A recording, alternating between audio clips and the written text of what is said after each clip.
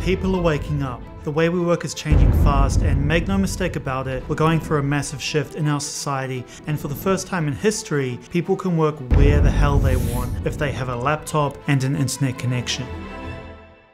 You can travel the world and see more exotic places in 1 month than our ancestors did in their entire lives. Shockingly, most people haven't caught on to this yet. They're still stuck in the brick and mortar mentality, working mundane 9-to-5 jobs, counting the days until their next holiday. But for people who value freedom like we do, we can enjoy it permanently. It's a massive opportunity, and if you aren't taking advantage of it, the best time to start is now. I mean, I've traveled to 15 plus countries as a digital nomad, working with just my laptop and an internet connection at this point. Now, my business is doing pretty well financially, but it didn't start that way. The good news is you can do this pretty cheap. So do you want to, sip coffee, working from your laptop in Bali and go surfing in the afternoon? Because in this video, I'm going to show you exactly how you can create this kind of lifestyle of radical freedom as a digital nomad. So I hope your passport is still valid. You're going to need it. Now, there's one step to traveling the world that you can't do without: generating a source of income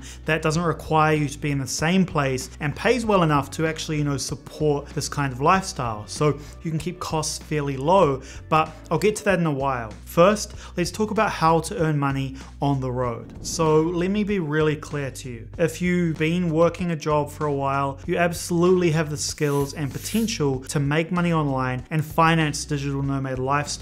All you need to do is find decent location independent work that brings you skills and qualifications into the mix. Luckily, the pandemic really blew the lid off, and now companies realize the benefits of remote work. So it's much easier than it used to be. Even if you don't have the skills right now to get paid what you want, the internet has made it much easier to learn those skills rapidly. For example, you can learn a high income skill like copywriting in less than 6 months and be getting paid damn well for it. That beats, a $40,000 college degree with no job guarantee, right? And by the way, if you move to a cheap country like Thailand or Vietnam, you can basically put a crown on your head because, you'll be living like a king out there. So let's think about what you can do, what you're good at. Can you write, build websites? Are you a people person?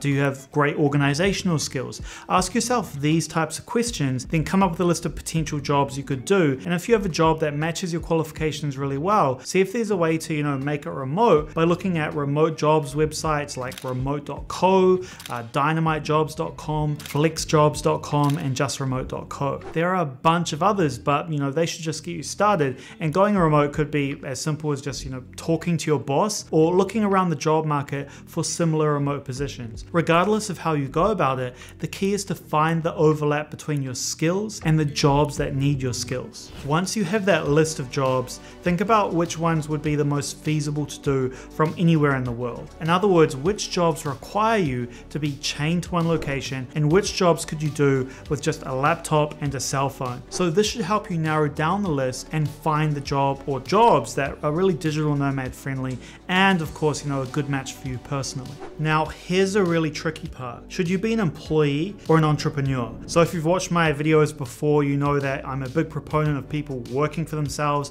It's what I do. It's what I help other people do. And it's the only way that I was able to become fully self-sufficient and at this point earn millions of dollars online across my businesses so far, while also traveling the world since 2015. But there's absolutely nothing wrong with working with somebody else, right? Plus, being a remote employee is a great way to get your feet wet in the digital nomad lifestyle before you graduate to being a fully fledged digital nomad entrepreneur and actually build your business, especially because that job can actually fund the income to build that business, to reinvest the income into your business. So you also have to keep in mind that most entrepreneurs don't start making enough money to pay their bills until they've been working at least 6 months or potentially longer, okay? I mean, for me, I got my first sales 3 months after starting my business, and about 7 months in, I began traveling the world and I didn't look back. So this means that if you're ready to hit the open road today, you may want to hold off on your entrepreneurial dreams for now until you've saved up a little bit of money or are sure that you can earn a certain level of income to actually pay for your travels. Now, this brings me to an extremely important issue of travel costs. So look, I'll be completely honest with you, you can't travel the world for free, obviously. You probably weren't surprised by that though. I mean, you won't be traveling the world for free per se, but unlike a vacation where you have to pay a large amount of money to see new places, the digital nomad lifestyle allows you to work and travel and do everything you want to do without breaking the bank because you earn your money from your laptop. So essentially you're traveling for free because of the income generating system that you've built. And you know, give me a like, smash that like button for the awesome title that I came up with for this video. But naturally, in addition to a steady income from a location independent work, this will also require some clever budgeting on your part. So whether you've got $100 or $10,000 in the bank right now, you should always aim to keep your living and travel costs as low as possible, of course, right? Especially when you're first dipping your toes in the digital nomad pool. And this way you can gauge how well your income covers your expenses and adjust your budget later on. So if you try to, you know, live a life of luxury and fly first class right off the bat,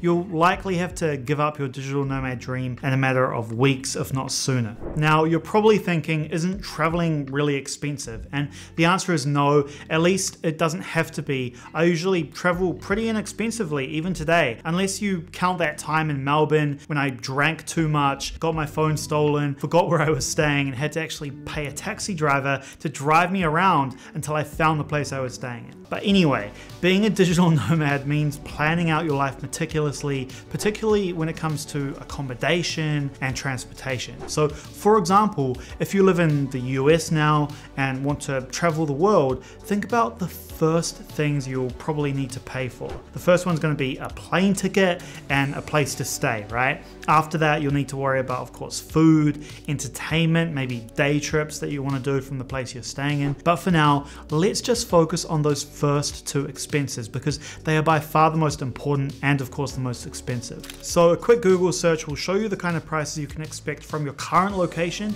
to your desired destination. And here's a quick pro tip as well.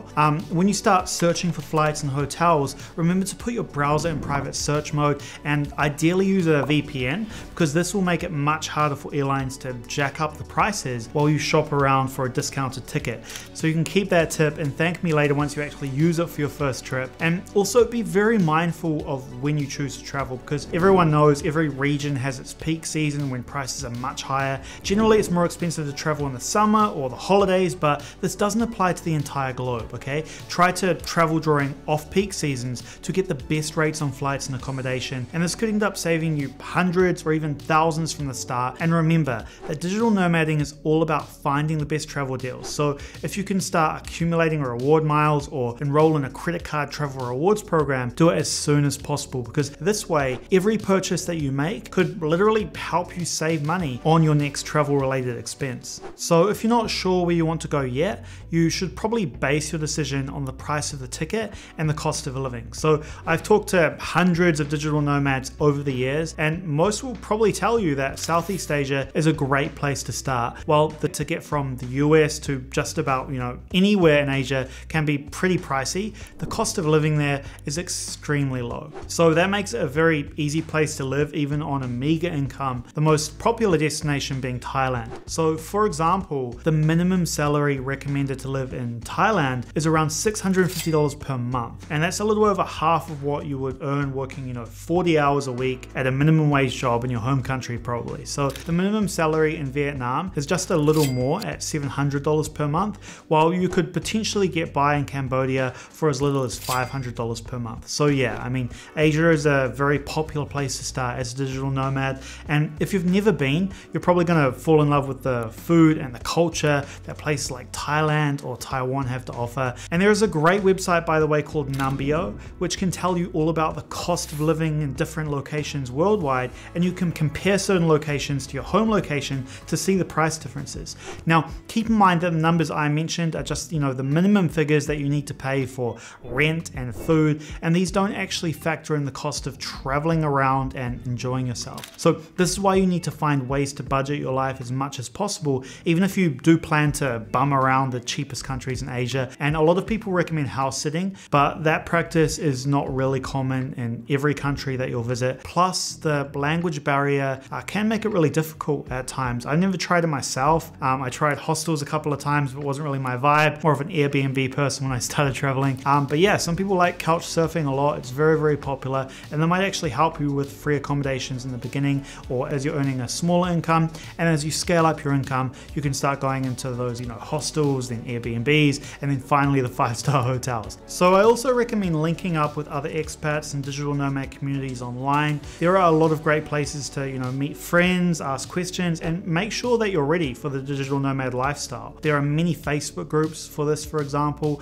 and if you're lucky, you could find someone who's willing to let you couch surf for a few days, weeks, or months, or even just go on a trip with you. We call it like a freedom trip, where you travel to a different location with a friend, usually another business owner, and you're living in the same Airbnb, for example, work on your goals together and just enjoying life in that country. So go on your first freedom trip, find your travel buddy, and get that planned out. And I actually met a lot of my friends through these types of groups when I was starting my first businesses. Even my business partner I met through one of these groups. So I really recommend them. I think it's a great way to get started with being a digital nomad. So of course you're going to want to save as much as you can, and remember as well that in many countries you visit, locals are living on a salary that is just a fraction of what you're going to be making. So sit back and observe, how do the locals get around? What are they eating? Do they cook their own meals? How do they stay entertained on a tight budget? The more you can learn to live like a local wherever you go, the better prepared you're going to be. For example,